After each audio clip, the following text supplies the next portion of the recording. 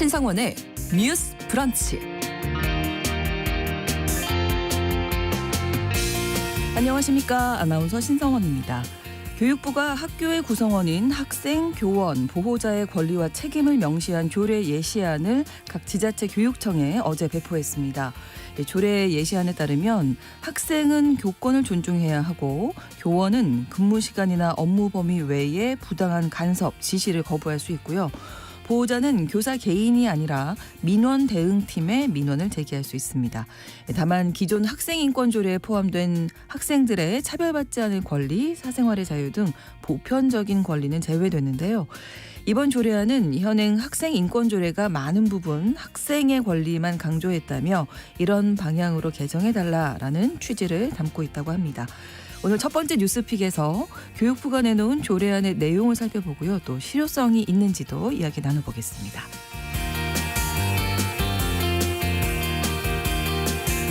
$3,500만 원으로 10년을 살아보고 내 집을 마련할 수 있다면 어떨까요?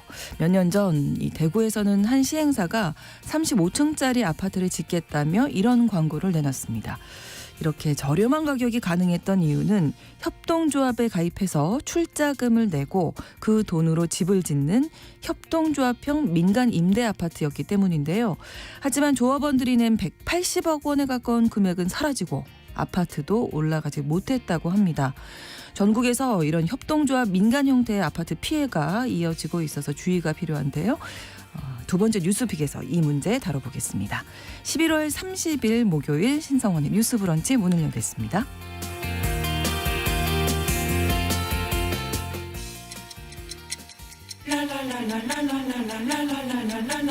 듣고 공감하고 진단합니다.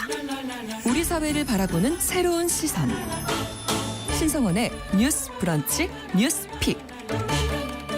뉴스 브런치 청취자 여러분과 함께 소통하며 만들어갑니다. 실시간으로 유튜브 통해서 보실 수 있고요. 여러분의 의견도 기다리고 있습니다. 짧은 문자 50원, 긴 문자 100원이 드는 샵 9730, 우물정 9730번 누르시고 의견 보내실 수 있고요. 또 라디오와 콩 앱으로도 참여하실 수 있습니다. 목요일의 뉴스픽은 이슬기 기자, 조성실 시사평론가 두 분과 함께하겠습니다. 어서 오세요. 반갑습니다. 반갑습니다. 자, 올 한 해 동안 교권 회복에 대한 여러 가지 방안들 우리가 이야기도 많이 나눴고 정책도 많이 발표가 됐는데요. 어제 교육부가 학교 구성원들과 관련된 조례 예시안을 발표했는데 이 내용 이제 좀 이슬기 기자님이 먼저 좀 정리해 주실까요? 현행 학생 인권 조례와는 또 다른 내용인 거죠? 네, 맞습니다. 어제 교육부에서 이제 정식 명칭은 학교 구성원의 권리와 책임에 관한 조례 예시안이라는 걸 이제 교육청에 안내를 했는데요. 기존의 학생 인권 조례라고 해서 지금 7개 시도에서 시행 중인 조례가 있습니다. 근데 이 내용이 이제 학생만 보호하는 데 치우쳤다라는 의견들이 있었고 상대적으로 교원 권리가 소홀하게 다뤄진다는 비판에 부딪혀서 이러한 조례가 만들어진 조례 예시안이 만들어진 건데요. 이번 조례 예시안 같은 경우는 학생뿐만 아니라 교원이나 보호자의 권리도 책임과 함께 균등하게 명시한다라는 데 초점을 맞추고 있어요. 그래서 기본 원칙을 보면 학교 구성원이 상호 권리를 존중한다라는 내용이라서 우리가 보통 자유의 원칙 얘기할 때 나의 자유는 타인의 자유를 침해하지 않는 선에서 이런 얘기 많이 하잖아요. 여기서 얘기하는 게 이제 나의 권리는 타인의 권리, 다른 교육 구성원의 권리를 침해하지 않는 선에서 지켜져야 된다라는 얘기를 하고요. 또 학교 구성원의 권리와 책임에 관한 다른 조례와 이 규정이 같이 있을 때 이 조례 예시안이 우선 적용된다라는 부분도 있습니다. 네, 자, 핵심적인 내용들 구성원 각각에 대해서 이제 살펴볼 텐데 먼저 학생과 교원에 대해서는 어떤 내용이 담겨 있을까요? 네, 학생 같은 경우는 이제 균등하게 교육받을 기회가 있다. 그리고 충실한 학습 경험을 제공받을 권리가 있다. 이런 학습권에 관한 내용이 있고요. 그리고 학교 활동 전반에 있어서 교권과 다른 학생의 학습권을 침해하면 안 된다라는 부분도 있고 최근에 교원의 학생생활지도에 관한 고시라는 게 새롭게 나왔는데 여기서 나온 학생생활지도를 따라야 할 책임이 있다라는 이제 권리와 책무에 관한 부분이 같이 들어가 있고요. 교원 같은 경우는 좀 특이사항이 계속해서 문제가 됐던 게 이제 개인 휴대전화를 통한 민원 응대였잖아요. 공식 창구 외에 이런 개인 휴대전화를 통한 민원 응대는 거부할 수 있다라는 부분이 있고요. 그리고 근무 시간 외에 일어나는 일이나 업무 범위 외에 일어나는 부당한 간섭이나 지시를 거부할 수 있는 권리도 있다라고 얘기하고 있고요. 그리고 학생이나 보호자에 의해서 정당한 교육 활동이 침해됐다고 판단하는 경우는 네. 학교장이나 교권보호위원회에 침해 신고를 할 수 있다라는 규정도 같이 들어가 있습니다. 네. 자, 그렇다면 보호자에 대한 내용은 어떻게 담겨 있을까요? 네, 보호자의 권리와 책임도 좀 구술이 되어 있습니다. 여기에 관련해서 가장 핵심적인 권리로 명시된 것은 학부모 조직을 구성하거나 민주적 절차에 따라서 교육 활동에 대해서 의견을 개진할 수 있는 권리, 뭐 학부모회가 될 수도 있겠고요. 여러 형태의 자치 조직을 만들 수 있다라는 건데요. 그와 더불어서 학교의 아동에 관련된 기록을 학교에 요청할 수 있는 권리라든지 아동의 학교 생활 및 교육 계획 등에 관해서 정보를 제공받을 수 있는 권리, 그리고 문제가 있을 때 이제 교육 환경 개선 등에 대해서 학교 장에게 요청할 수 있는 권리들이 명시되어 있습니다. 네. 또 이에 준해서 동시에 책임을 좀 강조를 했는데요. 이와 관련해서 학교에서 교육 활동이나 생활 지도를 진행할 때 이것을 존중하고 협조할 수 있는 책임에 대해서 가장 우선적으로 명시를 했고, 또한 교직원과 모든 학생의 권리를 존중하고 침해하는 행위를 하지 않아야 할 책임을 명시함으로써 네. 올 한 해 이제 몇몇의 악성 민원인으로 분류됐던 이제 학부모들의 행동을 최대한 제한하려고 하는 의도가 좀 깔려 있는 명시 문구라고 볼 수 있겠습니다. 네. 그런 뭐 악성 민원도 그렇고 학교 폭력이 발생했을 때 그 교사들이 좀 힘들어하는 부분이 있다 이런 얘기 많이 나눴었잖아요. 네. 그때 이제 학교장, 학교에서 책임자들이 좀 너무 나몰라라 했다. 네. 이런 지적들이 있었는데요. 네, 그렇죠. 그래서 원래는 이제 일선 담임 교사 선생님이라든지 네. 학교 폭력 담당 교사의 업무량이 너무 과중해지고 그래서 이제 병가를 내는 선생님들도 많아지고 네, 실질적으로 네. 스트레스를 많이 호소해 왔는데요. 이와 관련해서 이번 이제 예시로 나온 조례 안에서는 네. 민원의 처리 절차에서 이제 학부모들이 만약에 학교의 정당한 교육 활동을 침해하지 않는 범위에서 권리 침해를 받았다고 해서 문제를 제기하려고 하면 네. 서면, 온라인, 유선 전화 등을 통해서 학교 내 민원 대응팀을 통해 민원을 제기하도록 이제 명확하게 명시를 했습니다. 네. 근데 이제 이와 관련해서도 예를 들어 이것이 3회 이상 이제 합리적인 이유를 가지고 답변을 명확하게 했는데도 불구하고 반복해서 민원을 넣을 경우에는 학교 측이나 혹은 이것과 관련된 문제가 됐을 때 더 상위 기관으로 이제 이것을 보낼 수 있도록 규정을 해놨거든요. 근데 이와 관련해서 종결 처리할 수 있다라는 근거 문구도 이번 조례에 담았다는 게 특징적입니다. 네. 자, 어제 교육부에서 내놓은 조례안의 면면을 살펴봤는데 이 학생 인권 조례와 가장 큰 차이점은 어떤 거라고 보십니까? 네, 학생 인권 조례에 들어가 있는 보편적 학생 인권에 관한 부분이 상당수 포함되지 않았는데요. 예. 어떤 부분이냐 하면 뭐 사생활의 자유라든지 차별받지 않을 권리, 휴식권 같은 것들이 이제 교육부에서 마련한 조례 예시안에는 없는 거예요. 예를 들자면 지금 각급 시도마다 조금씩 다릅니다만 서울시 학생 인권 조례 같은 경우는 성별이나 경제적 지위나 성적 지향 등에 따라 학생이 차별받지 않을 권리라는 부분이 있거든요. 네. 근데 예시안에는 이런 내용이 없고요. 그리고 이제 정규 교육 과정 이외에 다른 교육 활동들이 있잖아요. 그런 것들을 학생에게 강요할 수 없다는 휴식권 관련 조항들이 기존의 학생 인권 조례에는 있는데 네. 예시안에는 없습니다. 오히려 예시안에는 정규 수업뿐만 아니라 기타 활동에도 성실하게 참여해야 한다. 학생들에게 이런 책임을 두고 있어서 이제 기존에 있던 학생 인권 조례에 휴식권과 충돌할 여지가 있다라는 얘기가 나오고 있고요. 네. 그런데 이제 충돌할 경우에는 아까 말씀드렸던 것처럼 이 조례 예시안이 우선 적용된다라는 것이 그랬잖아요. 있기 때문에 네. 그것이 이제 각급 시도 교육 활동에 적용이 될 때 어떻게 될까라는 얘기가 나오고 있고 네. 상대적으로 아까 말씀드렸던 것처럼 학생 인권 부분이 학습을 받을 권리에 치중이 돼 있고 책무가 과도하게 주어졌다라는 지적이 좀 많은 편이에요. 그래서 네. 아까 휴식권 같은 경우도 학생 인권 조례에서는 어느 정도 보장이 됐는데 이제 조례 예시안에는 없기 때문에 학생 인권이 후퇴할 여지가 있다라는 지적이 나오고 있습니다. 네. 교원단체라든지 관련 단체들의 입장이 어떤지 그리고 두 분은 어떻게 보시는지도 궁금하네요. 네, 가장 상징적으로 조희연 교육감 같은 경우에는 이제 이미 서울시 의회 쪽에 이 서울특별시 학생인권 조례의 개정안을 이제 교육감 명의로 해서 좀 올려놓은 상태입니다. 그러니까 네. 발의를 한 상태라고 볼 수 있겠죠. 왜냐하면 지금 이 예시안이 나오게 된 가장 근본적인 바탕에는 학생인권 조례 도입으로 인해서 학생인권 신장이 너무 높아지면서 교육 활동을 할 수 있는 범위가 축소되고 있다. 그리고 악성 민원을 초래하는 근거가 된다. 그리고 결론적으로 이번에 발표했던 교원의 학생 지도에 관한 고시와 충돌하는 부분이 있기 때문에 법적인 문제의 소지를 최소화하겠다라는 의도가 깔려 있었거든요.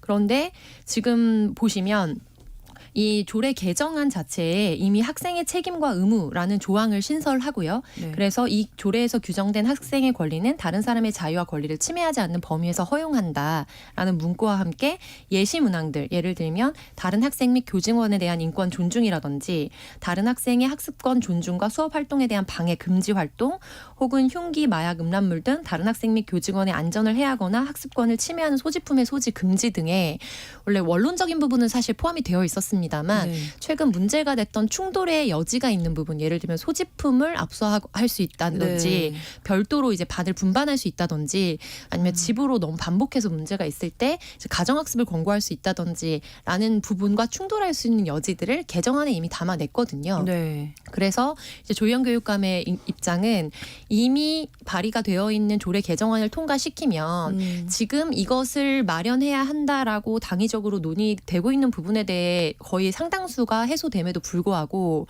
기존의 이제 학생인권 조례가 구축해왔던 학생인권에 대한 보편적 권리 자체를 삭제한 이번에 예시 문안을 이제 제시한 것 자체는 그간 이제 학생인권 조례가 쌓아온 네. 학생의 기본적인 인권에 대한 인식 자체를 후퇴시킬 수 있다는 점에서 굉장히 부정적인 평가를 했습니다. 그래서 이와 관련된 이제 지지하는 단체들도 비슷한 논조의 이제 성명이나 입장을 가지고 활동을 하고 있는 상황이고요. 네. 그리고 이어서 네. 저의 이제 네, 네. 입장에 대해서 물어보신다면 네.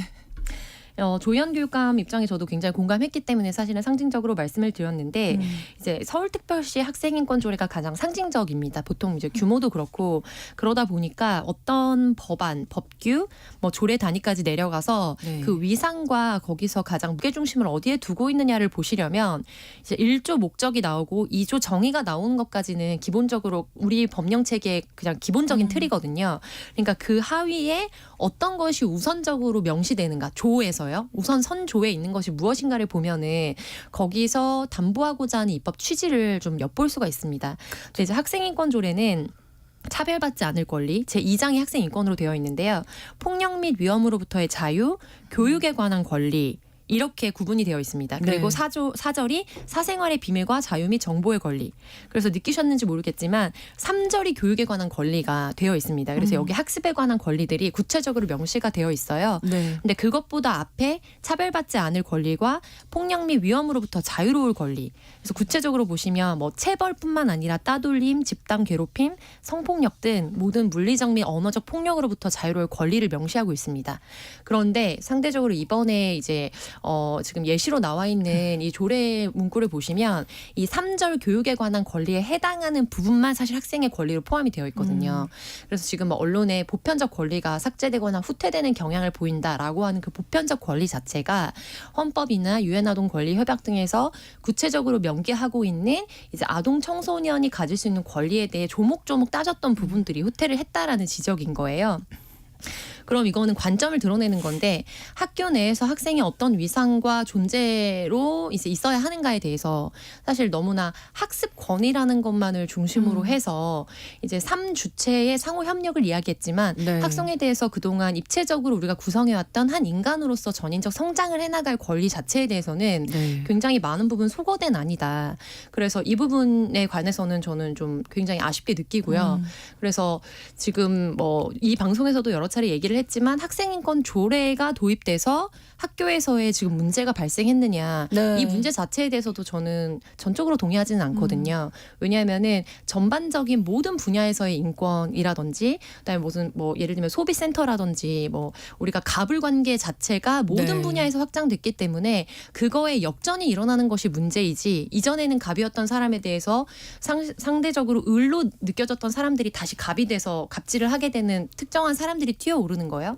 근데 이제 그런 극단적인 사람들을 어떻게 차단할 것인가에 초점을 맞춰야 한다. 네. 그래서 그런 측면에서 보자면 학생인권 조례가 그동안 사실 우리가 사라졌다고 생각했던 많은 부분들, 뭐 체벌이라든지 네. 단발령과 같은 거 있잖아요. 사실은 단발령이라고 저는 생각하는데 예, 그래서 예. 뭐 귀 밑으로 몇 센치 이런 것들을 그런 게 있었죠. 제한했다든지 네, 네, 네. 그래서 사실은 학교 내에서 학생이 반드시 지켜야 하는 것과 원론적으로 직결되지 않는 부분에 대해서 많은 부분 자유를 제약했던 것을 이제 문제 제기를 할 수 있었던 단초가 된 게 학생인권 조례이기도 하거든요. 네. 그래서 이제 그런 부분에 대해서 사실은 입체적 조망이 좀 필요하다고 생각합니다. 네, 이슬기 기자님. 네, 저도 상당 부분 동의를 하고요. 이번 조례 예시안에 보면 이제 학생이 교육 활동을 이제 선생님으로부터 받는 객체이기도 하지만 네. 그 교육 활동을 이어가는 주체이기도 한데 그렇죠. 주체라는 자각이 좀 없다는 생각이 들어요. 그리고 어떤 문제 소지를 일으킬 수 있는 여지가 있는 어떤 주체로 존재. 보는 네. 것이 아닌가라는 생각이 들고요.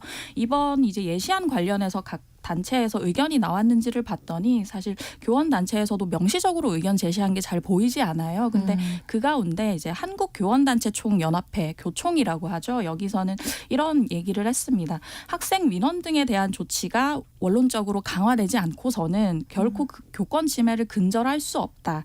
무분별한 아동학대 신고와 악성 민원 가해자에 대해 처벌을 강화하는 후속 입법이 추진돼야 된다. 사실은 지금 이제 통과된 교권 4법에 이어서 아동복지법 개정안을 주장하고 있는데 네. 어떻게 보면 교사들 입장에서도 이번 이 조례 예시안이 조금 아쉬운 부분이 있었다. 네. 사실은 이제 공식 창구를 통해서만 민원을 제기해야 한다. 시간 외에 뭐 부당한 지시는 따르지 않는다. 네. 이 부분 외에는 사실 좀 전향적인 것이 보이지 않아서 교원 단체에서도 조금은 이제 불만이 있는 것으로 보인다는 말씀 전해드립니다. 네, 이 조례안 예시안이 그 발효 적용되는 건 아닌 거죠? 네, 그렇죠. 그러니까 예시 문구라고 네, 보시면 네, 될 네. 것 같습니다. 근데 어차피 이제 학생인권 조례 자체는 이런 국회에서 통과시키는 법과 법령과 다르게 각 지자체 단위에서 자치적으로 만들어서 사실은 지자체 의회에서 통과를 시키는 거기 때문에 전체적으로 다 적용되고 있는 것도 아니거든요. 그렇죠. 근데 이제 다만 지금 이번 정권 교육당국에서 강조하고 있는 거는 3주체의 상호 협력과 조화입니다. 그래서 함께 학교인가요? 함께 교육인가요? 죄송합니다. 네. 기억을 하고 들어왔는데 함께 학교 홈페이지도 새로 만들어서 네. 이 플랫폼 안에서 3주체가 뭐 자유롭게 논의할 수 있게 하겠다. 이런 시도들을 하고 있거든요. 네. 그러다 보니까 이런 조례를 예시 문구로 주고 뭐 지자체별로 논의 과정에서 여기에 더하고 덜하고 하는 것들이 있긴 하겠지만 이거를 골격은? 큰 네. 이 골격을 유지하면서 조례안을 통과시키면 아까 말씀드렸던 교원의 학생 지도에 대한 고시와 충돌이 별로 없으면서 현재 문제가 되고 있는 부분들을 이제 불식시킬 수 있을 거다라는 의도 아래 이제 제시를 한 거고요. 그런데 말씀드린 것처럼 서울특별시 같은 경우에는 이미 학생인권 조례가 조례 단위로 이제 네. 포함이 되어 있기 때문에 만일 이 상황에서 뭐 현실적으로 가능성이 높아 보이진 않습니다만 조혜영 교육감이 발의한 이제 조례 개정안이 통과가 된다. 그렇게 되고 지금 예시 문구로 들어왔던 거에 대해서는 별도의 논의가 진행되지 않는다. 그러면 우리가 현실적으로 적용을 받는 거는 개정안 통과된 안을 기준으로 이제 적용을 받겠죠. 그렇죠. 그런데 사실 이번 임기 내에 별다른 결과를 보지 못한다. 그러면 현재 통과되어 있는 이제 인권조례가 있는 지자체는 그 지자체에서의 효력을 발휘하는 거고 도입되어 있지 않은 데는 현행과 그냥 똑같이 유지가 되는 형태가 되는 겁니다. 근데 이제 보통은 이렇게 예시 문안을 조례 단위로 주지는 않는데 이번에 워낙 전국적인 사안이 되고 네. 하다 보니까 이제 교육 당국에서도 이런 3주체의 협력을 위해서 많이 노력하고 있다라는 점을 좀 뭔가 적극적으로 보여주고 또한 고시와 충돌되는 부분들이 있을 수 있다라는 문제 제기가 계속 있었거든요. 네. 그러니까 그것과 관련해서 좀 적극적인 이제 행정을 한 거라고 볼 수 있을 것 같습니다. 그렇군요. 최근에 서울시 교육청이 한 학부모를 고발해서 크게 이슈가 됐었는데 이 내용도 한번 짚어주실까요? 이슬기 기자님? 네, 이게 크게 이슈가 됐었는데요. 네. 내용을 보면 서울의 한 초등학교에서 이제 자녀가 전교 부회장에 당선이 됐던 거예요. 근데 네. 나중에 선거 규정 위반으로 취소가 되니까 학부모가 민원을 계속해서 했고 이에 대해 서울시 교육청이 이제 악성 민원으로 봐서 경찰에 고발을 했던 겁니다. 네. 사건 자체는 지난 2월에 이제 그 학생이 전교 부회장에 당선됐다가 선거 규정 위반으로 취소가 됐고요. 이후에 이제 학교에 학부모 민원이 쏟아지기 시작합니다. 네. 교장과 교감 등 학교를 상대로 7건의 고발장을 접수했고요. 8건의 행정심판을 청구하는가 한편 학교와 교육지원청을 대상으로 정보 공개를 300건 넘게 청구를 하기도 했습니다. 아. 또 이제 교육지원청을 대상으로는 24건의 국민신문고 민원을 넣었는데요. 네. 이 학부모가 또 맘카페에도 뭐 교장과 교감을 비방하는 글을 올리고 해서 네. 서울시 교육청이 이제 학교 요청에 따라 무고와 명예훼손, 공무집행 방해 혐의로 고발을 한 건입니다. 그렇군요. 네. 부회장이 취소된 게 많이 속상하셨나 봐요. 네, 정확히 어떤 경위로 취소됐는지까지는 그러니까, 안 네. 알려졌는데 네, 이제 규정이 선거 규정 위반됐다고 위반이었고 하니까. 아마 네. 네, 그런 부분에 대해서 많이 좀 억울하셨나 봐요. 네. 뭐 이렇게 이제 뭐 민원이 있다 이런 얘기도 나오고 그래서 이런 조례 예시안까지 나온 거 아니겠습니까? 글쎄요, 저는 뭐 얘기 들을 때마다 드는 생각이 우리 교육 현실이 정말 더 좋아져야 된다는 건 당연한 거고 많은 분들이 바라는 점일 텐데 어떻게 하면 좋아질 수 있을까요? 네, 이게 정말 어려운 과제인 것 같아요. 그렇죠. 네. 그러니까 저는 일반 공교육의 아이를 보내고 있지 않습니다만 이제 TF 단위부터 참여를 해서 대안학교 형태를 이제 소규모로 같이 운영을 하고 네, 있고 교사회로도 참여를 하고 있거든요. 네. 그러다 보니까 학교 운영상에서 특히 학생을 어떤 유사한 교육 철학 안에서 지도를 할 때 지금 교원분들이 이제 호소하시는 부분들 아무래도 학생인권이나 이런 것들에 대한 국민적 인식이 이제 높아지면서 충돌하게 되는 부분, 지도를 어디까지 할 수 있느냐와 이것이 인권을 침해하는 영역이냐에서 이제 충돌하는 부분들에 대해서 갖고 계시는 고민이 무엇인지 좀 유사하게 느낄 수는 있을 것 같아요. 네, 네. 그런데 현재 이제 우리가 많은 부분 행정적으로 해결을 하는 방식은 문제가 발생했을 때 그 문제를 이 기관이 너무 전면으로 이 민원에 대해서 시달리면은 그거를 외주할 수 있는 다른 기관으로 가고 더 상위 기관으로 가고 이런 방식으로 사실 좀 설계가 되고 있거든요. 그래서 그런 부분도 물론 필요하긴 합니다. 1차적으로 교원들이 이제 감당하게 되는 몫이 너무 부당하게 많은 네, 부분이 네, 있기 네. 때문에 그런데 되게 원론적인 이야기지만 갈등을 해결할 수 있는 문제 해결력과 동시에 그런 이제 악성이나 극성적인 사람들에 대해서 차단시킬 수 있는 이 두 개가 현장에서 작동되지 않으면 이거를 외주화하게 되면 일전에 이제 이자님께서 얘기하신 것처럼 그 업무를 맡게 될 교육 공무직들에 대한 스트레스가 또 그렇죠. 다시 생기고 그렇죠. 혹은 이게 단위가 뭐 교육지원청으로 올라가고 교육청으로 올라가게 됐을 때는 여기에서 거기에 또 불복하는 사람은 계속해서 더 많은 민원을 하게 될 수밖에 없는 거거든요. 네, 네, 네. 그래서 이 문제를 어디로 폭탄을 던질 것인가의 그런 순환 구조가 될 수밖에 없는 거예요. 이제 그런 측면에서 우리가 이제 그 좀 어떻게 성공하는 실험이 될지는 모르겠지만 이번에 전북교육청에서 교육 공론화 이제 위원회를 형성을 하겠다. 네. 그래서 이거를 도의원, 변호사, 대학 교수, 공인회계사, 뭐 학부모 대표, 시민단체 대표 등을 이제 공개 모집을 해서 네. 이것과 관련해서 공교육의 질 향상을 위해서 어떻게 이 지역 구조나 문화에 맞게 이것들을 우리가 실내화할 수 있는지에 대해서 좀 머리를 맞대겠다라는 안을 이제 출범을 시켰거든요. 그래서 이제 모집 단계 앞두고 있는데 네. 뭐 예를 들면 지역 문화마다도 사실 좀 차이가 있을 수 있고요. 그렇죠. 이른바 사람들이 이제 공공연하게 학군이라고 불리는 것들이 단순히 입시 결과가 어떻게 만들어졌느냐도 있지만 또 일정 부분에서는 그 지역마다 도로를 건너서 갖게 되는 문화적인 부분들이 완전히 무시할 수는 있어요. 없다고 네, 네. 저도 생각을 하는 네. 부분이 있어요. 이제 그러다 보니까 그 학내에 있는 구성원들이 어떻게 이런 부분에 대해서 대응할 것인가에 대해서 사실 굉장히 씨름을 해야 되는 부분이지만 서로 머리를 맞대고 만날 수 있는 장이 발생을 해야 되는 거는 굉장히 그렇죠. 필요한 부분인 것 같아요. 그렇죠. 여기에 악성 민원인들을 포함시키지 않고 합리적으로 대화가 가능한 대표적인 삶 주체라든지 전체적인 그런 트렌드를 만들 수 있는 사람들을 어떻게 셋업하느냐의 문제는 좀 기술적인 문제로 남아있는 것 같고요. 네. 아무튼 그래서 이 안에 대해서 좀 소개를 해드리고 싶었습니다. 예, 예. 네. 이슬기 기자님은 네, 어떻게 좀 저는 좋아질 수 있는 방법이 지금 교사분들이 제일 좀 걱정하시는 부분은 이제 서희초에서 교사분이 사망한 이후에 이제 여론이 들끓었다가 별다른 대책 없이 식는 그냥, 것에 대해서 그렇죠. 가장 두려워하시는 것 네. 같아요. 그래서 사실 그 이후에 교권사법이 통과되기도 하고 학생생활지도 고시가 시행이 되기도 했는데 현장에서는 별 변화가 없다는 없다는 설문이 지금 나오고 있거든요. 그러니까요. 그래서 최근에 이제 11월 1일에 한국 교원단체 총연합회에서 발표한 이제 설문조사 결과를 보면 네. 이 결과가 이제 지난달 25일에서 30일까지 교원 5천여 명을 대상으로 실시가 됐습니다. 네. 이 법이 통과되고 고시가 시행된 이후에도 학교에 별 변화가 없다는 응답이 과반 이상이었어요. 네. 이러한 안타깝죠. 법을 만들고 고시를 만들었다면 이후 후속 조치를 잘 밟아야 된다는 말씀 드리고 싶습니다. 네, 2부에서 계속 뉴스픽 이어가고요. 11시 30분부터 일부 지역에서 해당 지역 방송 보내드리겠습니다.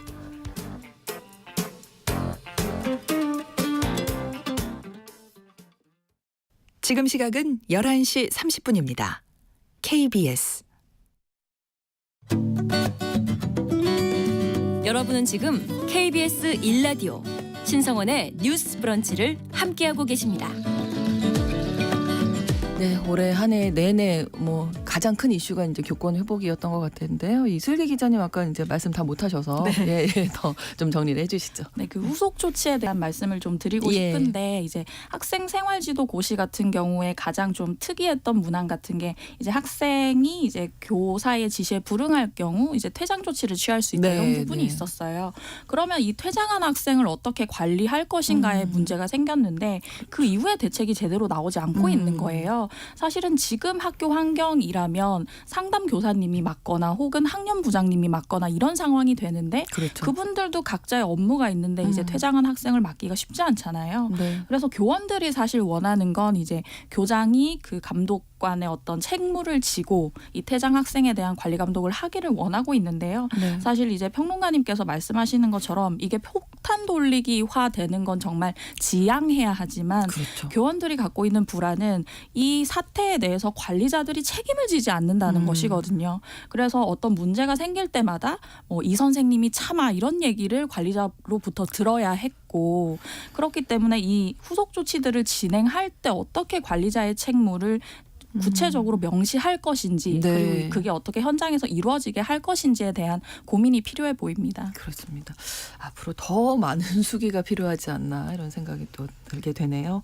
첫 번째 뉴스픽 마무리하고 두 번째 뉴스픽 넘어가 볼 텐데요. 전세 사기도 또 올해의 가장 큰 이슈 중에 하나인데 집과 관련해서 협동조합 주택 관련한 이 피해들이 나오고 있어서 좀 사례를 통해서 살펴보도록 하겠습니다. 일단 이슬기 기자님이 이 피해 사례 중심으로 설명해 주시면 더 좋을 것 같거든요. 대구에서 한 시행사가 아파트를 짓는데 협동조합형 민간 임대 아파트 이렇게 네. 홍보를 한 거잖아요. 이게 어떤 건가요? 어떤 사실 형태인가요? 이게 협동조합형 민간 임대 아파트라고 하면 어감이 굉장히 좋잖아요. 이제 사회적 협동조합 했을 때 협동조합이 우리가 만들어지고, 생각하는 네. 어떤 공익적인 이미지와 네. 그리고 민간 임대 아파트라고 했을 때 뭔가 이제 좀 싼 가격에 이용할 수 네, 있는 네. 임대 아파트다라는 생각이 들어서 좀 문턱이 낮게 접근을 하시는데 사실은 조금 위험하다는 게 오늘 드릴 말씀이에요. 이 아파트 같은 경우는 이제 개인이 협동조합에 가입을 해서 네. 출자금을 냅니다. 그러면 이 출자금으로 시행사가 사업에 나서서 아파트를 짓는 거예요. 네. 그렇게 해서 1차적으로 주택 소유권은 협동조합 자체가 갖겠죠. 그리고 그렇죠. 조합원 같은 경우는 주택을 한 10년 정도 전세로 거주할 수 있는 권리를 갖게 됩니다. 네. 근데 그 10년이 지나면 이 주택을 조합원들에게 저렴한 가격에 분양으로 전환해주는 오. 방식이에요. 좋은데요? 그래서 제가 굉장히 적은 금액만 내고 전세로 10년 동안 안정적으로 살다가 내가 이 집을 갖는다고 생각하면 굉장히 이득이 되는 일이잖아요. 그렇죠. 그래서 아까 말씀하신 그 대구의 사례 같은 경우 이제 조합원이 10년 동안 이제 저렴한 가격에 임대료만 내면 거주할 수 있고 10년 지나서 감정평가액의 80%로 분양권을 우선 매수할 수 있는 조건이었습니다. 네. 이렇게 해서 이게 분양 전환까지 가는 금액, 그 잔금까지 다 치르면 3억 5천만 원 정도인 거예요. 네. 근데 이것 자체도 당시에 이제 주변 시세와 비교하면 2억 가까이 저렴한 금액이어서 이제 그 소비자들 입장에서는 혹할 수밖에 없는 상황이었던 겁니다. 네. 근데 피해자가 200명이 넘는다. 네, 어떻게 된 여기 건가요? 가입하신 분만 270여 명이고요. 네. 이분들이 낸 금액이 180억 원 정도 됩니다. 여기 시행사 같은 경우는 이제 생각보다 사업이 잘 진행이 안 되니까 이 조합원들한테 신용대출을 받아라. 신용대출 아. 받아서 3차, 4차 계약금을 선납을 해라라는 권유도 했고요. 근데 여기가 이제 협동조합 이사장이 바뀌었어요, 이후에. 그래서 회계 내역을 들여다봤더니 이미 180억 원 대부분이 사라진 상태였던 거예요. 그래서 집행 내용을 보면 광고비가 59억 원, 굉장히 많은 돈이 소요가 됐고요. 와. 뭐 토지 매입을 하는데 용역 대행을 썼는데 그 비용으로도 30억 원 가까이 쓰인 정황이 포착이 된 상태입니다. 와, 이건 너무 피해가 막심한데요. 근데 너무 큰 또 액수가. 토지 매입이 한 건도 이루어지지 않았던 거예요. 아예 공사가 들어갈 생각이 안 되는 거잖아요. 그래서 이제 대부분 이 토지에 대해서는 계약금만 걸어둔 상태였고 매입이 이루어지지 않은 상태였어요. 근데 와. 이런 협동조합이 이제 사업계획 승인을 받으려면 대상지의 95% 이상을 매입을 네. 해야 되거든요. 근데 여기는 지금 이걸 하나도 지키지 못한 상태였고 결과적으로는 구청에 사업계획 승인조차 신청조차 하지를 못해서 270여 명 조합원이 이제 돈을 날릴 위기에 처한 상황입니다. 왜 이런 일이 발생했을까요? 이거 약간 사기 아니에요? 어떻게 네. 보면? 그렇게 됐죠. 네, 결과적으로는. 근데 뭐 최초의 의도가 어땠는지는 네. 뭐 추가적인 수사가 필요하겠지만, 근데 지금 이게 이번에 갑자기 나타난 사건은 아니고요. 이미 2020년 5월경에 국토교통부에서 보도 자료를 이제 발표를 한 적이 있습니다. 네. 협동조합형 민간 임대주택 사업의 투명성을 높이겠다. 근데 이 핵심적인 내용은 이 관련된 민간 임대주택에 관한 특별법 산하에서 네. 협동조합인 기관이 민간 임대주택 사업을 할 수 있도록 하고 있는 법령이 있거든요. 네. 근데 이제 그 전에는 지자체에서 이제 문제가 있어 보이는 협동조합 혹은 협동조합 모집인에 대해서 이제 규제하거나 개입할 수 있는 법적 근거가 없었습니다. 근데 이제 이런 사례들이 이곳저곳에서 발생을 하다 보니까 네. 이제 관련해서 반드시 지자체에 신고를 하도록 하고, 관련해서 모집을 공고할 때도 사적으로 지금 뭐 광고비가 뭐 3분의 1 가량 50억 가량이 쓰였다고 했는데 모집 공고를 공적으로 공개적으로, 그러니까 개인적으로 아름아름 하는 게 아니라요, 공시해서 하도록 하는 그런 관련 법안들이 이제 추가로 도입이 됐고 통과가 되면서 2020년 말경부터 지금 적용이 되고 있기는 하거든요. 그렇군요. 그런데 이제 아무래도 많은 분들이 여기에 접근하시는 방식이 뭐 개인적으로 소개를 받거나 그렇죠. 아니면 그냥 광고 같은 거를 보고 네. 접촉을 하시게 되다 보니까 전국 각지에서 유사한 피해를 좀 입게 되시는 분들이 많은 게 문제인 것 같아요. 네. 그래서 이 협동조합형 민간주택 같은 경우에는 이제 이 지역주택 조합 사업 이라는 이름도 여러 군데 뭐 이제 재개발, 재건축, 확정 뭐 이렇게 될 때 보셨을 것 같은데, 네네. 이것과 이제 큰 틀에서는 굉장히 유사성을 가지고 있다고 보시면 될 것 같아요. 네. 근데 중요한 거는 협동조합이 한동안 우리 사회에서 굉장히 이제 이상적인 어떤 안으로 비춰질 때가 있었고 실질적으로 그런 부분도 있습니다. 주식회사나 이런 것과는 다르게요. 그렇죠. 그런데 그 모든 거에는 명과 암이 있듯이 협동조합 자체에는 이제 n분의 1로 의사결정을 하게 되는 장점에 반해 이제 리스크를 n분의 1로 져야 되는 문제가 발생을 하는 거예요. 그렇죠. 이제 그러다 보니까 이번처럼 이 사업이 당초부터 사기였든지 혹은 사기가 아니었지만 결과적으로 이제 사람들을 모집하지 못해서 혹은 뭐 토지를 매입하지 못해서 네. 중간에 좌초가 됐든지 무관하게 네. 남아있는 금액이 없으면 나머지 사람들이 그 리스크를 n분의 1로 가져가야 할 수밖에 없는 구조를 당초부터 가지고 있는 모델인 거죠. 그렇군요. 이제 그러다 보니까 이번에 전체적으로 모아두면 굉장히 이제 사업 규모가 커지는데 이와 관련해서 얼마 정도의 피해 이제 회복이 가능할지에 대해서는 네. 좀 부정적인 상황이라고 볼 수 있겠습니다. 아까 광고가 59억 정도 들었다고 했는데 사실 네. 아파트 가격이 뭐 최근 들어서 조금 내려갔다고 하지만 그래도 너무나 많이 뛰어 있기 그렇죠. 때문에 이런 광고 보시면 네, 순간적으로 혹하게 될 굉장히 것 중요한 같아요. 어떤 기회일 네. 수도 있겠다라고 네, 생각하시는 네, 네. 경우도 충분히 있을 내가 것 이걸 같고요. 이제 알았다니 뭐 네. 이런 생각도 하실 것 같고 솔깃할 수밖에 없는 상황 아닙니까? 이게 광고비가 이렇게 많이 집행이 되는 이유 중에 하나는 이러한 주택들을 홍보할 때 유명 연예인을 써서 굉장히 이제 신뢰가 가게끔 하는 부분들이 있는 거예요. 그리고 말씀하셨던 것처럼 이제 부동산 가격이 워낙 치솟아 있는 상황에서 이 최초 공급가의 일부만 내고 10년 동안 안정적으로 집으로 살다가 저렴하게 들어갈 수 있다고 생각하면 너무 괜찮은 그렇죠. 조건인 거죠. 네. 그리고 아까 말씀드렸던 것처럼 어떤 협동조합, 임대주택이라는 말이 주는 어떤 이렇게 이미지. 낮은 문턱도 그렇죠. 한몫하는 네네. 것이고요. 네. 근데 이제 말씀하셨던 것처럼 이 부분에 대해서는 사실 관리 감독 체계가 엄청 부실하고 책임도 n분의 1, 시행도 n분의 1로 가기 때문에 그것이 오히려 좀 위험성을 낳을 수 있다라고 볼 수 있고요. 특히나 이 이제 협동조합형 민간임대 아파트 같은 경우는 지역주택조합 같은 경우는 그래도 토지 소유권의 15%는 확보해야 설립 인가를 받을 수 있어요. 네. 근데 이 협동조합형 민간임대주택 같은 경우는 이 토지 매매 계약에 대금을 치르지 않은 상황에서도 조합 설립도 할 수 있고요. 조합원 모집이나 홍보관도 운영을 할 수 있기 때문에 어떻게 집을 짓기 위한 토대가 좀 덜 마련된 상황에서도 어떤 이제 조합원을 모집을 하고 네, 홍보를 네. 할 수 있는 이런 상황이라 조금 위험이 가중된다고 보실 수 있을 것 같습니다. 어떤 부분 좀 조심해야 할지 말씀해 주시죠. 네, 이와 관련해서 30호 이상의 민간임대 주택을 네. 이제 공급할 목적으로 협동조합을 설립하려면 네. 관련해서 관할 시장 군수 구청장에게 신고해야 하고 네. 이와 관련해서 조합원들에게 설명 의무를 반드시 담보를 해야 됩니다. 그렇죠. 그래서 역으로 생각해 보시면 이와 관련해서 시청이나 이제 지자체에 이게 신고가 완료된 기관인지 그리고 네. 관련해서 이제 담당자들이 있거든요. 뭐 지역주택조합 업무 담당자라든지 그래서 본인이 살고 계시는 지역 이제 홈페이지에 들어가셔서 네. 뭐 지역주택조합 혹은 협동조합 이렇게 키워드를 쳐보시면 담당자 이름과 전화번호를 찾으실 수가 있습니다. 네. 그럼 이제 그 담당자는 적어도 그 관할 지역 내에서 이루어지고 있는 사업에 대해서 공식적인 부분들을 파악하고 있거든요. 네. 그래서 본인이 이것이 믿을 만한 것인지 확보해 보시는 것이 중요할 것 같고요.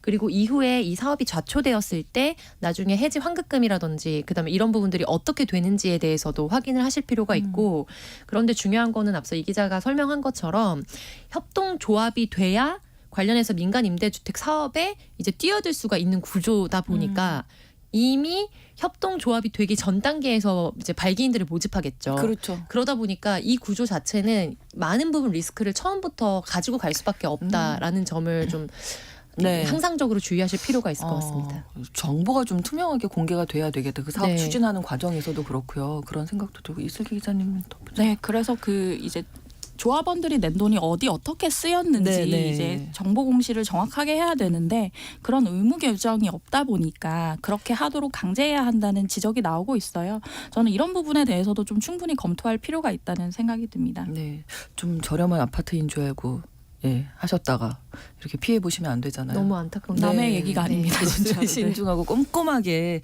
챙겨 보셔야 되겠습니다. 뉴스픽 목요일의 뉴스픽은 이슬기 기자, 조성실 시사평론가 두 분과 함께 이야기 나눴습니다. 고맙습니다. 감사합니다. 수고하셨습니다.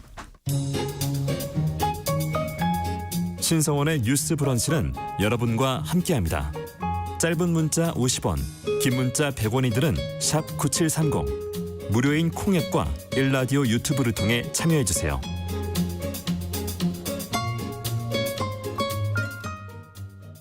Sometimes the forest gives me the realize you have to be strong. Would you think I'm real? No. 대중문화를 바라보는 색다른 시선 뉴스 브런치 문화로운 세계. Feel, take a deep 날카로운 시선으로 대중문화와 사회 현상을 바라보는 시간입니다. 문화로운 세계 문화평론가 손희정 씨와 함께하겠습니다. 어서 오세요. 네, 안녕하세요. 날씨가 너무 춥습니다. 네, 춥습니다. 네, 극장이 이때 뜨겁게 달아오르고 있습니다. 극장 가면 좀 따뜻해지겠죠? 네, 서울의 봄 이야기 가지고 왔는데요. 아, 예. 네, 지난주에 개봉했는데 이미 230만 명을 넘기면서 큰 관심을 끌고 있습니다. 네, 많이들 이 영화 보셨다고 얘기하더라고요. 네. 주변에서도 화제가 되고 있는 영화 가지고 오셨는데 이 내용 12.12 군사 쿠데타를 이렇게 다룬 영화는 처음이라면서요? 네, 그렇습니다. 비슷한 내용들 많았던 것 같은데. 네, 영화 자체는요. 김재규가 박정희를 쐈던 1979년 10월 26일 밤에 시작해서요. 네. 전두환이 최규하를 상징적으로 무릎 꿇리는 12월 13일 새벽까지를 시간적 배경으로 삼고 있는데요. 이게 그때 그 사람들이나 남산의 부장들처럼 11.6을 다룬 영화도 있었고요. 그렇죠. 네. 꽃잎, 화려한 휴가, 택시 운전사처럼 5.18을 다룬 영화도 있었는데 딱 그 사이에 있었던 군사 반란인 12.12를 다룬 영화, 그러니까 직접적으로 다룬 영화는 처음입니다. 그렇군요. 근데 12.12 같은 경우에 진짜 한국 현대사의 중요한 사건이고요. 그렇죠. 우리가 되게 잘 알고 있다고 생각하는데요. 실제로 어떤 일이 벌어졌는지 사실 잘 모르는 경우가 많습니다. 네. 그래서 특히 이제 10대, 20대들 같은 경우에는 서울의 봄을 통해서 12.12가 어떤 사건인지 알게 되었다라고 평가를 하기도 하고요. 네. 그런 얘기를 들으면 정말 한국 사회가 근현대사를 안 가르치는구나, 뭐 이런 교육 문제도 그렇죠. 좀 고민하게 되더라고요. 네, 정말 더 알고 있어야 할 부분을 놓치고 있지 않나 이런 생각도 드는데 네. 영화 보고 나온 관객들 사이에서 심박수 챌린지가 유행한다면서요? 네, 그렇습니다. 이게 오. 심박수 챌린지가 영화를 보면서 느낀 분노를 온라인에 인증하는 챌린지인데요. 아. 요즘 스마트워치 많이 사용하시잖아요. 네, 네, 네. 그래서 영화 보기 전 심박수와 뭐또 스트레스 지수 이런 것도 체크해 주더라고요. 그거를 찍고 영화 보고 난 다음에 이제 심박수를 얼마나 찍어서 올라갔는지. SNS 공유를 하는 겁니다. 네. 그만큼 이제 영화를 보면서 굉장히 화가 난다는 건데요. 이게 국가 의사결정권자들이 너무 무능하고 비열하기 때문에, 그리고 또 극화를 잘하고 있어서 네. 보고 나면 이제 화가 날 수밖에 없는 거죠. 근데 저 같은 경우는 30대 친구랑 영화를 같이 봤는데 네. 그런 얘기 하더라고요. 12.12에서 사람이 죽었는지 몰랐다. 그러니까 이게 생각해 보면 뭐 성공한 쿠데타는 혁명이야 이런 식의 어처구니 없는 밈만 대중적으로 공유가 되지, 이게 실제로 총을 사용해서 민주적 절차를 무시하고 정권을 무력으로 찬탈한 정말 무서운 사건이었다 하는 건 좀 희미해지고 있었던 게 아닌가 이런 생각도 들었습니다. 네, 손희정 평론가님은 어떻게 보셨나요? 뭐 아마 많이들 그러셨을 텐데요. 이게 저도 이제 이후에 어떤 일이 벌어졌는지, 저 12월 13일 저들이 웃으면서 사진을 찍은 전날 이후에 어떤 일이 벌어졌는지 알기 때문에 네. 좀 참을 수 없는 기분이 되기도 했어요. 근데 제가 영화를 보고 나와서 소셜미디어 이렇게 보다가 그런 내용을 봤는데, 저걸 못 막아서 5월 광주가 벌어졌고 저걸 못 막아서 내가 형제복지원에 끌려갔구나, 이런 SNS 글을 봤거든요. 아마도 이제 형제복지원 피해자분께서 올린 글일 텐데요. 이게 박정희 전두환 정권 기간 중에 그 사람들을 납치를 해서 네. 형제복지원에 감금하고 강제노역을 시켰던 일들이 있었고, 이거 정말 대한민국 최악의 국가폭력으로 평가받는 사건이거든요. 네. 그래서 오늘은 말씀을 자세히 못 드리겠지만 언제 한번 기회가 네, 있을 네. 때 문화로운 세계에서 박정희 전두환 시절에 사회정화 사업을 명목으로 삼아서 얼마나 많은 사람들이 억울하게 감금당했었는가, 그러니까요. 그런 걸 알려주는 작품들도 한번 소개해드리고 싶습니다. 사람이 사람한테 어떻게 그럴 수 있나 이런 생각이 많이 드는 대목이었는데, 일단 오늘 서울의 봄 자체에 대해서는 웰메이드다 네. 이런 평가 많더라고요. 그렇습니다. 예. 영화가 전체가 141분인데요. 최근 제가 이제 극장에서 보는 가장 긴박감 있는 오. 141분이었다고 할 수 있을 것 같아요. 네. 이게 영화 초반부는 12.6부터 12.12까지 12.12가 준비되기까지의 시간이 이제 펼쳐지는데요. 네. 쿠데타를 주도한 전두광과 그를 견제하려고 했던 육군 참모총장 정상호, 그리고 끝까지 쿠데타에 저항하는 수도경비사령관인 이태신이 어떤 캐릭터들인지를 이제 좀 이렇게 깔아서 보여주고요. 또 저는 영화의 또 하나의 주인공이 군 내에 이제 사적 조직이었던 하나회였다고 생각하는데, 네. 이 하나의 성격이 어떤지를 싹 보여줍니다. 이렇게 해서 탄탄하게 역사적 배경을 이제 설명하고 난 다음에는요, 그 다음부터는 12월 12일 오후부터 12월 13일 새벽까지 주저함 없이 영화 쭉 밀어붙이거든요. 그래서 2시간이 넘는 러닝타임을 네. 연출, 연기, 촬영, 조명, 그리고 편집이 거의 뭐 관객의 멱살을 잡고 쫙 간다라고 네. 생각하시면 될 것 같아요. 네, 거기에 이제 또 연기가 뭐 네. 배우들 이름만 봐도 뭐 화려하고요. 대단하죠. 뭐 연기는 손색 뭐 흠잡을 네네네. 것이 없어요. 네. 근데 저는 영화를 보면서 그런 생각은 들더라고요. 한국에 이렇게 중년 남성 배우가 많구나. 네. 대사 있는 여성 배우가 둘 딱 나오거든요. 그리고 군인으로 여자가 딱 한 명 나오는데 대사는 당연히 없고요. 그래서 진짜 남자 배우 많구나 이런 생각을 했는데 네. 전두광 역의 황정민, 네. 이태신 역의 정우성, 정상우 역의 이성민을 와. 비롯해서 뭐 박해준, 김성기, 김성균, 김의성, 안내상 등 좋은 남성 배우들이 그야말로 대거 출연합니다. 진짜 많군요. 네, 근데 이제 네. 김성수 감독 자체가 비트부터 시작해서 마수라까지 워낙에 남성 영화 연출에 특화되어 있는 감독이기도 하고요.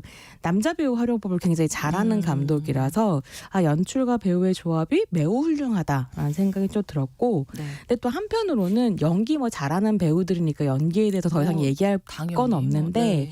뭐 황정민은 사실 황정민하고 정우성은 정우성 하는 와중에 네. 뭐 김의성, 김성균, 이성민도 대체로 지금까지 보여줬던 모습에서 크게 벗어나지는 않는다. 네. 그런 생각을 했어요. 네. 근데 이게 단점인가 하면 저는 꼭 그렇지는 않다고 생각하거든요. 그러니까 관객들이 네. 기대하고 가는 것이 있고 그렇죠. 그냥 그 네, 기대를 충족시켜 준다. 그리고 이런 식의 이제 남성 배우 유니버스라고 저는 생각하는데 남성 배우 유니버스를 구축할 수 있었던 게 한국 영화가 지난 25년간 네. 쌓아온 힘이고 역사 아닌가. 근데 좀 참 남성 중심적이구나 이런 생각 좀 들긴 했습니다. 앞으로 25년인 여성 배우, 여배우 유니버스를 좀 또 구축하는 더 시기가 풍부해지면 되지. 좋겠다. 되면 참 좋겠다. 네, 이런 이런 생각 생각도 들죠.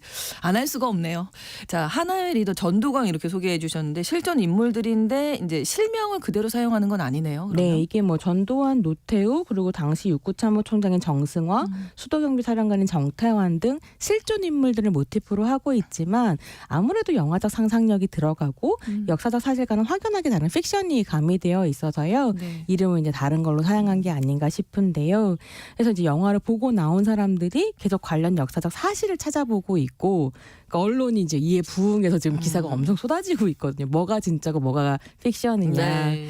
근데 말씀드리고 싶은 건 영화는 결국 픽션이기 때문에 그렇죠. 거기에서만 역사를 배워서는 안 된다는 생각이 들고요. 네, 네. 근데 확실히 영화를 통해서 역사를 알고자 하는 담론이 확장되기 때문에 그건 또- 영화가 하는 역할이 네, 있구나 네. 이런 생각이 들더라고요. 그렇죠. 그리고 이제 찾아보셔야죠. 영화 보러 가기 전이나 네. 아니면 다 보고 나와서 우리 학생들 특히 네. 좀 제대로 원래 역사는 이랬다. 좀 비교해서 좀 보시면 보는 것도 또 재밌죠. 좋을 것 같아요. 어떤 것들 좀 알려주실 수 있을까요? 네, 뭐 이야기의 큰 흐름은 네. 대체로 역사적 사실을 충실하게 그리고 있다고 보시면 되는데요. 네. 가장 많이들 궁금해하시는 딱 두 가지만 오늘 이제 짚어드리자면 네. 영화에서 많은 분들이 가장 인상 깊게 본 인물 중에 한 명이 정혜인 배우가 연기한 오진호 소령입니다. 네. 이게 실존 인물 김오량 중량을 모델로 하고 있는데요. 네.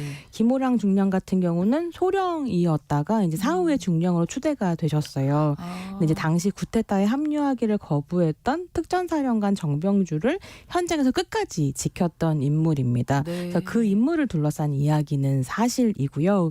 근데 이게 정혜인 배우가 연기를 하잖아요. 네. 군복 입고 나서 정말 근사한 모습을 보여주는데 이게 군복 입은 좋은 군인 정혜인이라고 하는 DP. 이미지가 DP인 DP에 거죠. 나왔었잖아요. 사실은 DP를 봤었던 젊은 관객들 같은 경우에는 이게 굉장히 옛날 이야기처럼 느껴지기도 하고 또 막 다 장군들 얘기여서 엘리트들 얘기처럼 보이는 와중에 정혜인을 나의 이야기처럼 좀 볼 수 있는 이런 공감대를 만들 수 있는 접속 지점이 정혜인 배우가 되어주거든요. 네. 그래서 굉장히 정혜인만 2023년 인물 같은 느낌이 좀 들기도 한다. 네, 그러다 보니 그렇군요. 정혜인이 제일 기억에 남는다. 정말 한 5분 정도 나오는 것 그래요? 같은데 굉장히 중요한 인물로 등장을 하고 특별 출연이기도 합니다. 네. 그리고 이건 이제 사실이었고 결정적으로 역사적 사실과 다른 픽션은 뭐냐면 네. 전두광과 이태신의 마지막 대치 장면이 있거든요. 이게 영화의 클라이막스인데 네. 구테타 세력과 맞서기 위해서 이태신 장군이 100여 명의 병사를 끌고 수도 사령부로 진군하는 시퀀스가 있어요. 근데 이 시퀀스는 허구입니다. 그래서 사실은 이 영화를 제가 굉장히 흥미롭게 봤지만 네. 이 시퀀스 때문에 영화의 제목이 서울의 봄 인 건 좀 안 되지 않나 이런 생각이 들기는 하더라고요. 왜요? 이게 서울의 봄이라고 하는 게 네. 사실은 박정희 전 대통령 사후에 시민들이 사회가 바뀌었으면 좋겠다, 민주화됐으면 좋겠다라고 하는 열망을 가지고 그렇죠. 있었고 계속 이제 목숨을 걸고 싸운단 말이에요. 근데 1980년 5월 17일이 되면 네. 또 한 번의 내란이라고 할 수 있는 5.17 비상계엄 전국 확대 조치가 이뤄집니다.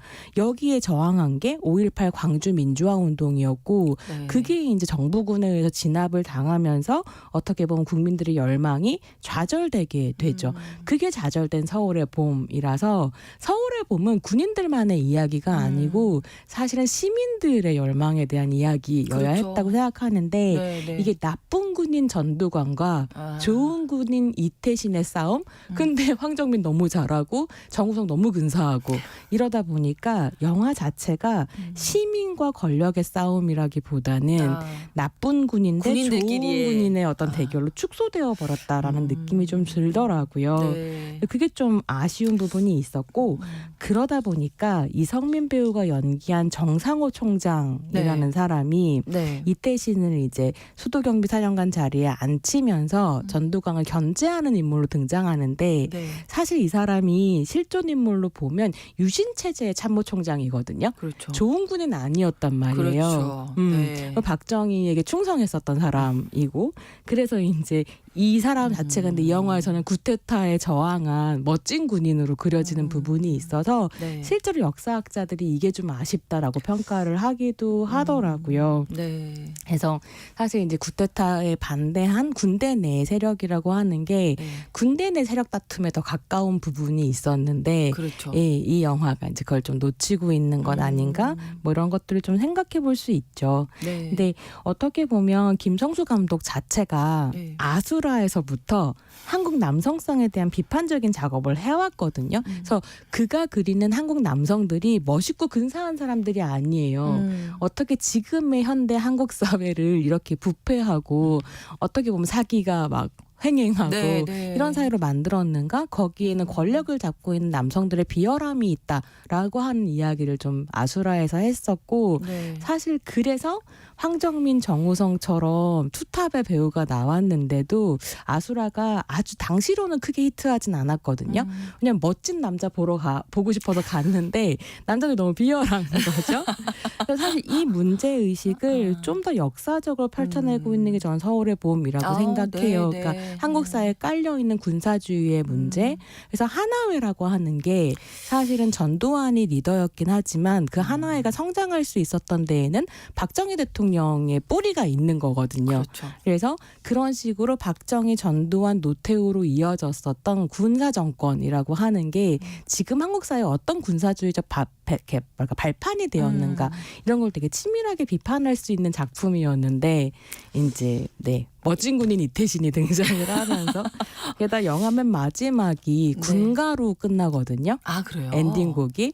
근데 이제 군대 안 갔다 온 사람 같은 경우에는 이게 어떤 의미를 가진 군가인지도 좀 이해하기 모르죠. 어려운데 네. 군대 갔다 오신 분들은 딱 들으면 알더라고요.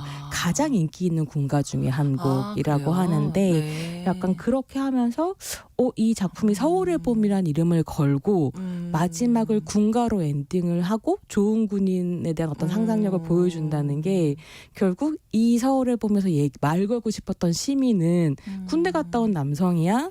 라는 질문을 좀 하게 되는 부분도 그러니까 평론가의 상상력을 네, 네, 발휘하자면요. 네. 그런 아쉬움은 좀 있기도 했습니다. 예. 아무튼 그래서 이런 역사적 사실을 다룬 영화를 볼 때는 좀 공부가 필요하다. 네. 전후로 네. 공부가 필요하다는 거 좀 비교해서 보시는 것도 중요할 것 같습니다. 오늘 문화로운 세계에서 서울의 봄 소개해드렸습니다. 문화평론가 손희정 씨와 함께했습니다. 고맙습니다. 네, 감사합니다. 뉴스 브런치 목요일 순서 마치고요. 저는 내일 다시 오겠습니다. 고맙습니다.